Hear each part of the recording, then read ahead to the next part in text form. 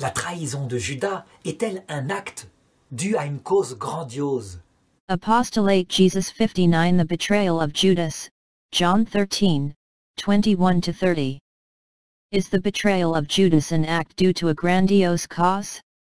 The betrayal of Judas is told, for example, in John chapter 13, verse 21.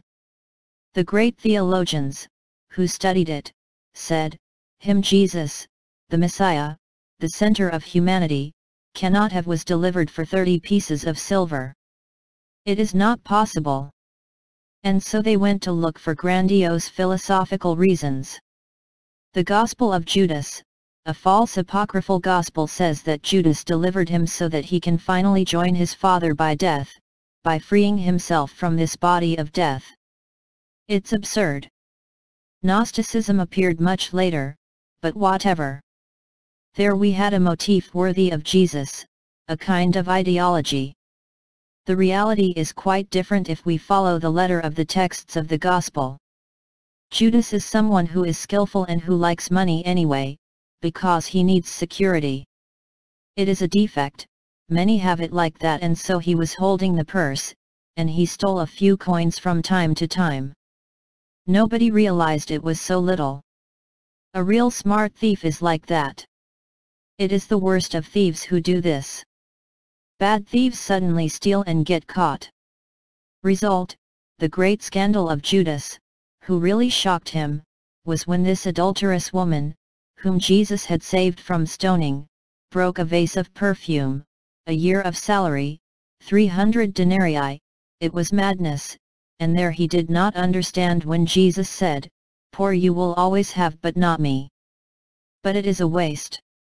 In fact, he would have put a little in his pocket, maybe 5%, but the real reason, if we want to see a nobility, it is a false nobility, we should have sold this perfume and given the money to the poor, because you have to justify yourself.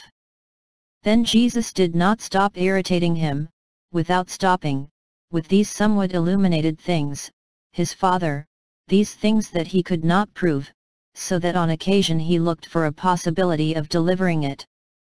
Only, Jesus, who had chosen him, knew perfectly what was in Judas, and therefore he did everything to prevent it, all done humanly.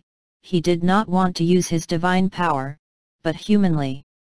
He went to prove his friendship to him at the holy scene, when he soaked the bread and gave him a bite. It was a gesture of deep confidence, and Judas took the bite of bread. Then says the Gospel, Satan entered into him. It means that he is entering hypocrisy this time. I deceive you and I will deliver you to your prophets. We will see what you will see.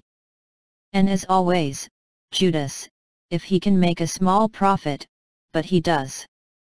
Not much, 30 pieces of silver. However, it is not lost. Well, I would say that the one who delivered the Son of Man, for example, during the Second World War, resistance fighters, or many other people who were delivered, Jews for example, gypsies who were delivered, was for reasons like that. She has a good Jewish apartment in the apartment over there, and then there are goods.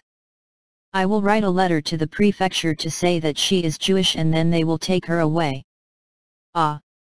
Certainly to work in the East, and after that, I could get the things in the apartment.